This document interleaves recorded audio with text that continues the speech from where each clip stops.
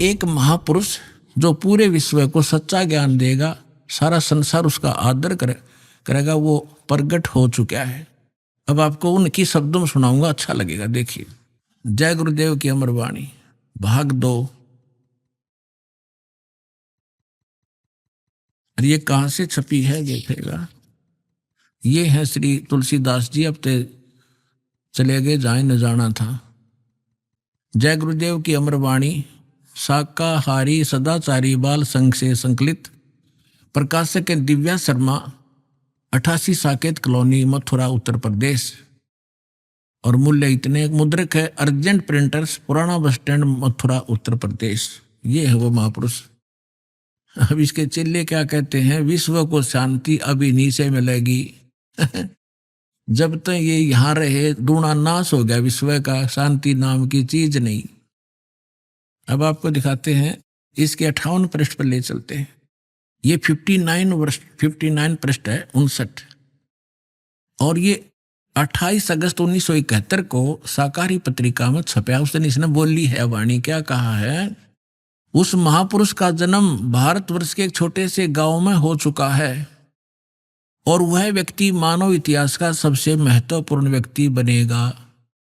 उसे जनता का इतना बड़ा समर्थन प्राप्त होगा कि आज तक किसी को नहीं मिला है। वह महापुरुष नए सिरे से विधान को बनाएगा और वह विश्व के संपूर्ण देशों पर लागू होगा। उसका एक झंडा होगा, उसकी एक भाषा होगी। 28 अगस्त 1971 को इस तुलसीदास जय गुरुदेव वाले पंथ के प्रवर्तक ने ये भविष्यवाणी तो आगे की, उसने बता दी कि इसमें भविष्यवाणी भी है कैसा होगा, और यथार्थ वर्तमान वाणी बता दी, उसका जन्म हो चुका है 1971 में 28 अगस्त को। फिर लोगों ने पूछा कि भगवान ये तो बताओ वो कहाँ है, आप इतना जानते हो तो ये भी बता दो वो कहाँ है, कौन से गांव में है, छोटे से गांव में, ताकि हम उसको खोज लें। तो इसने फिर क्या बताया, इसने 7 सितंबर 1971 को फिर से बताया, संकेत किया। देखिएगा इसी के 50 नंबर पृष्ठ पर। यही वो पुस्तक है जय गुरुदेव की अमर वाणी, भाग 2। इसके 50 पृष्ठ पे 7 सितंबर 1971 को इसने भविष्यवाणी की और उसमें क्या बताया कि वह अवतार जो 28 अगस्त को इसने बताया था 71 में, वह अवतार जिसकी लोग प्रतीक्षा कर रहे हैं 20 वर्ष का हो चुका है। पुण्यात्माओं, इस दास का जन्म 8 सितंबर 1951 को हुआ और ये दास 7 सितंबर 1971 को पूरा 20 वर्ष का हो चुका था।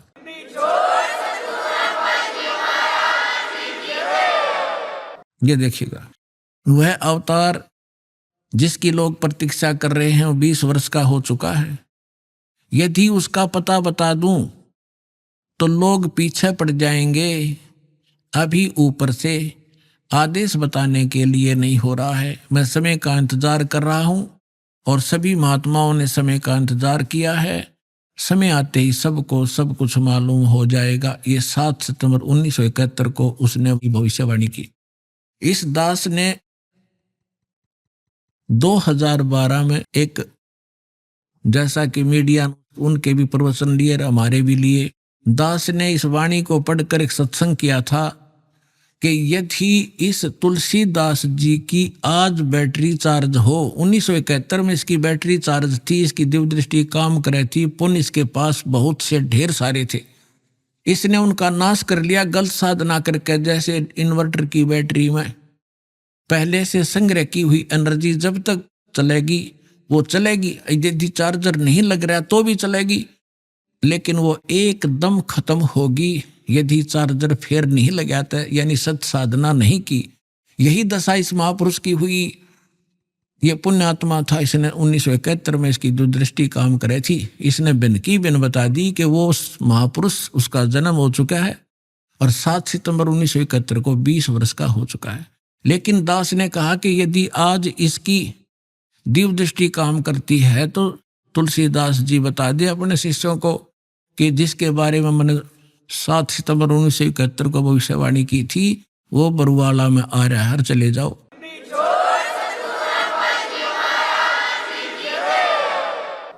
लेकिन ऐसा ना करके बल्कि विरोध किया उसके अनुयायियों ने, तो परमात्मा ने उसको इसीलिए जीवित रखा था। 108 वर्ष का हो गया था कि शायद यो अपने ऊपर से भार तार दे और मेरा काम हल्का हो जाए, भगवान ने सोचा था। लेकिन अहंकार भर गया उस प्राणी में, लाखों करोड़ों शेष हो गए। हरी भी क्या करेंगे वो करोड़ कहाँ जाएंगे, आप पता नहीं कहाँ कौन सी योनि भोग रहा होगा। तो दास ने कहा था कि अगर इसके अंदर आज वो दिव्य दृष्टि है तो बता दे, नहीं तो ये फ्यूज हो चुका है। जब उसने नहीं बताया तो 6 महीने के अंदर उसकी टिकट कट गई, चला गया। और एक नास्त्रेदमस नाम के महापुरुष हुए हैं, उन्होंने भी कंप्लीट दास के ऊपर, आपने उसको पढ़ा भी होगा, ज्ञान गंगा के अंदर भी वो आपके लिए भक्तों ने बनाकर भेज रखा है, आपने पढ़ा होगा, नहीं तो पढ़ लेना। उन्होंने टू दी पॉइंट बता रखा है सारा का सारा। और कल एक भक्त ने किसी पत्रिका में छपी हुई एक किसी भविष्य वक्ता को बहन हुई है, उसकी एक वाणी यहाँ देकर गया, क्योंकि आज तो भगत हमारे पारखू हो गए, विद्वान हो गए, तुरंत समझ जाते हैं कि ये वाणी किसके लिए बोली जा रही है। तो यहाँ देकर गए, उसको कल हमने देखा और आज आपके रूबरू कर रहे हैं, जिसके अंदर कमाल कर रखा है। यह पत्रिका जो दास आपको दिखा रहा है, ये केवल 2 पेज देकर गया कोई भक्त, यहाँ किसी भक्त को इसमें पत्रिका का नाम नहीं है, लेकिन इसमें वाणी जो लिखी है ये कमाल की है, देखिएगा, यथार्थ है। इसका फिर भक्तों ने इस यूट्यूब पर भी खोजा है, जो का त्यों पाया है। एक फ्लोरेंस नाम की भविष्य वक्ता हुई है अमेरिका में, और उसने इस दास के बारे में, एक महापुरुष के बारे में, ये तो आप कहने की जरूरत नहीं, बार बार कहना अच्छा भी ना लगता, आप पे पता लग जाएगा सब सारे लक्षणों को जब आपके रूबरू किया जाएगा। इसने कहा कि विश्व प्रसिद्ध भविष्य वक्ता फ्लोरेंस ने भविष्यवाणी की है कि तीसरा विश्व युद्ध नहीं होगा, वह भारत के प्रयासों से टल जाएगा। एक दिव्य महापुरुष की विचारधारा से भारत में एक आध्यात्मिक लोग सत्ता में आएंगे। उस महापुरुष के अनुयायी उनकी इस नई विचारधारा को विश्व में फैलाएंगे। भारत ही नहीं, पूरे विश्व के लोग उस विचारधारा से प्रभावित होंगे। भविष्य वक्ता फ्लोरेंस की महत्वपूर्ण वाणियां। अब देखिए, ये है वो, पूरा देखना एक बार, ये है वो बहन जिसका फोटो है, ये चित्र बना है इस पत्रिका के अंदर। ये वो बहन खड़ी है, जैसे एक फिलोसफर की तरह इनकी दृष्टि स्पष्ट दिखाई दे रही है। अब इसके हम आगे और पढ़ेंगे तो आनंद घना होगा। इसके हमने फोटो स्टेट कर रखी है, इसमें निशान लगा रखे, इसमें कुछ उभरे हुए अक्षर हैं, अच्छे पढ़े जाएंगे। देखिए, इसमें ज्यादा ना पढ़ के हम अपने काम का पढ़ेंगे। वो हमने 53 पर पढ़ा था, ये हमने 53 पृष्ठ है इसका, इस पे पढ़ा था। ये यहाँ 53 पृष्ठ है, यहाँ देखा था 53 पृष्ठ पे। और अब हम यहाँ पढ़ेंगे 54 पृष्ठ पे, ये 54 पृष्ठ है। अब देखिएगा यहाँ क्या लिखा है। पहले उसने बताया कि इस प्रकार बहुत सी भविष्यवाणियां इसकी, इराक के राष्ट्रपति सद्दाम हुसैन ने अमेरिका से युद्ध किया, इस प्रकार की बहुत सी खतरा मंडला रहा था, टल गया। फ्लोरेंस की इतनी भविष्यवाणियां सच साबित हुई हैं कि कोई उनकी भविष्यवाणियों पर शक तक नहीं कर सकता। वैज्ञानिक भी उनकी भविष्यवाणियों के सच होने के से आश्चर्यचकित हैं। फ्लोरेंस ने अपनी भविष्यवाणी में कई बार भारत का जिक्र किया है। The fall of sensational culture नाम की अपनी पुस्तक में उन्होंने लिखा है, सन 2000 आते आते प्राकृतिक संतुलन भयावह रूप से बिगड़ेगा। यानी लोगों में दुराचार, रिश्वतखोर, हाहाकार, बेईमाना घर कर जाएगा। लोगों में आक्रोश का भावना प्रबल होगी, दुराचार पराकाष्ठा पर होगा। पश्चिम देशों के विलासितापूर्ण जीवन जीने वालों में निराशा, बेचैनी और अशांति होगी। अतृप्त अभिलाषाएं और जोर पकड़ेंगी, जिससे उनकी अपनी कटुता बढ़ेगी। चारों ओर हिंसा और बर्बरता का वातावरण होगा। गरीब संपन्न व्यक्तियों की संपत्ति छीनेंगे, ऐसा वातावरण होगा और चारों ओर हाहाकार मच जाएगा। अब देखो, अब ये भविष्य वक्ता कह रही है कि ऐसी अगर वो संत ना आता तो ऐसी दशा भारत की हो जाती, लोग एक दूसरे ने लूटने लग जाते। अब इसने तुरंत फिर क्या कहा कि उस संत की विचारधारा से वो घातक माहौल टल जाएगा। देखिए यहां आगे ऐसा वातावरण होगा, ऐसा हाहाकार मच जाएगा। लेकिन भारत से उठने वाली एक नई विचारधारा इस घातक वातावरण को समाप्त कर देगी। वह विचारधारा वैज्ञानिक दृष्टि से लोगों में सामंजस्य और आपसी भाईचारे का महत्व समझाएगी। वह यह भी समझाएगी कि धर्म और विज्ञान में आपस में विरोध नहीं है। आध्यात्मिकता की उच्चता और भौतिकता का खोखलापन सबके सामने उजागर करेगी। अपने आत्माओं, ये तो चलो इन भविष्य वक्ताओं का तो इतना काम समझ लो आप। जैसे परमात्मा ने विद्वान बना दिया, पृथ्वी और सूरज बना दी, सब नक्षत्र बना दिए, और समय अपने आप निर्धारित है कि इस समय 6:20 पर सूर्य उदय होगा। अगर कोई खगोल भगोल का ज्ञाता अब बता दे कि फलानी तारीख को 6:20 पर सूर्य उदय होगा, वो ना बताता तो भी उसी समय होना ही था वो, क्योंकि उस परमात्मा ने वो निर्धारित सिस्टम बना ही रखा है। तो ये ना बताते तो भी परमात्मा ने पहले बोल ही रखा है, निर्धारित दिन ठीक का धर रखा है, वो तो ये होना ही होना था। ये बता रहे हैं तो आपके लिए और ज्यादा गोल्डन चांस है। सभी पुण्यात्माओं ने देर नहीं करनी चाहिए। महापुरुष बार बार कोई झूठ बोल रहे हैं, परमात्मा ने कहा, सब संत कहें, और ये भविष्य वक्ता बताने लग रहे जो इस देश से भी संबंधित नहीं थे, और फिर भी नहीं समझोगे तो कति बालक हो तुम, तो बुद्धि ही नहीं दी फिर आपको। जैसे दास बहुत बार आपको समझाता है, हर एक प्रवचन में परमात्मा ने जो पहले बोला था वही दास आज बता रहा है।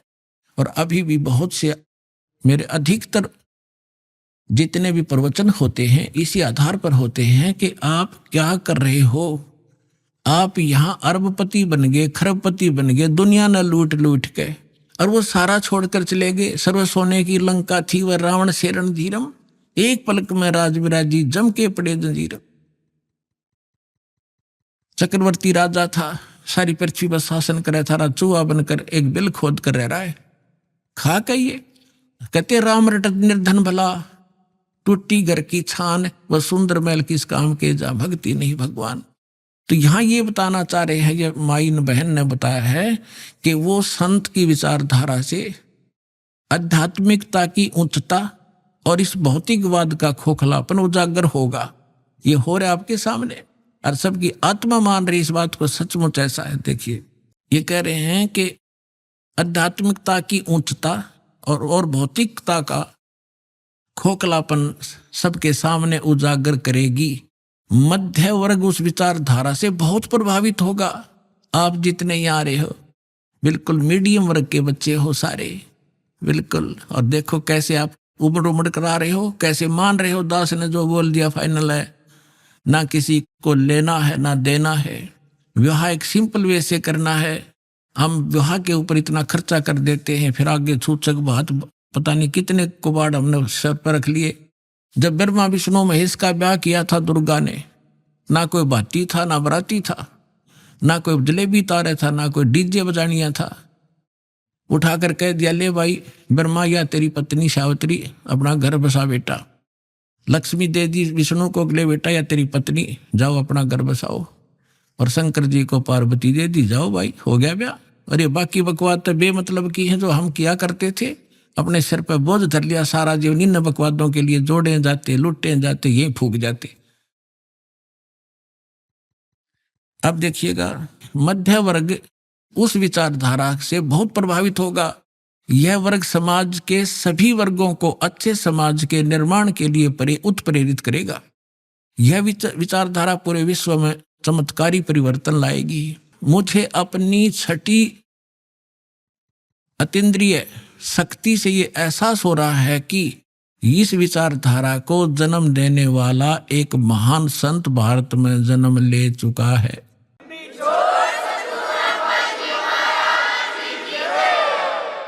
ये देखिएगा, ये 1900 यहाँ लिखा है कि एक पत्रकार ने 1964 में फ्लोरेंस से पूछा था और 1980 की शुरुआत तक व्यापक उथल-पुथल 80-89 के बाद ऐसे भूकंप आएंगे कि न्यू जर्सी का कुछ हिस्सा तथा यूरोप और एशिया के कई देशों के स्थानों पर भूकंप से विदीर्ण हो जाएंगे, कुछ जलमग्न हो जाएंगे। तृतीय विश्व युद्ध का आतंक सबके दिमाग में बैठ जाएगा। वे इस युद्ध की तैयारी कर लेंगे, लेकिन भारतीय राजनेता नहीं, उस संत की तरफ से शिकार है, तीसरे युद्ध से वो समाप्त कर दे। तो 1964 तक यह जीवे थी। 1964 में तो ये युवा थी जो बता रही थी, 10, 20, 30 वर्ष और भी रहेगी, 94-95 तक यह जीवे थी।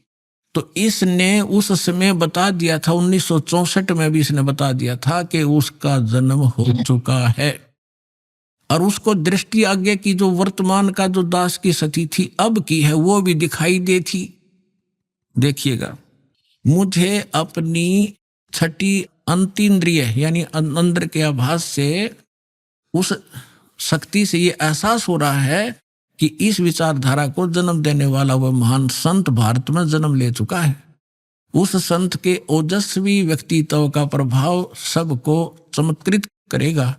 उसकी विचारधारा अध्यात्म के कम होते जा रहे प्रभाव को फिर से नई स्फूर्ति देगी। चारों ओर आध्यात्मिक वातावरण होगा। ओए होए, दास बार बार कहता रहा है कि यदि ये दास परमात्मा इस दास के माध्यम से फिर से अपनी यथार्थ भक्ति नहीं प्रारंभ करते तो आने वाले 50 वर्ष के बाद हिंदुस्तान में कोई राम कहानियां नहीं पाओ, ऐसी हाहाकार मच जाती।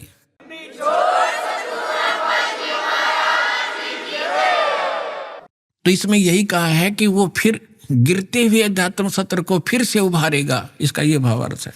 कहते हैं उस संत के ओजस्वी व्यक्तित्व का प्रभाव सबको चमत्कृत करेगा। उसकी विचारधारा अध्यात्म के कम होते जा रहे प्रभाव को फिर से नई स्फूर्ति देगा। चारों ओर आध्यात्मिक वातावरण होगा। संत की विचारधारा से प्रभावित लोग विश्व के कल्याण के लिए पश्चिम की ओर चलेंगे।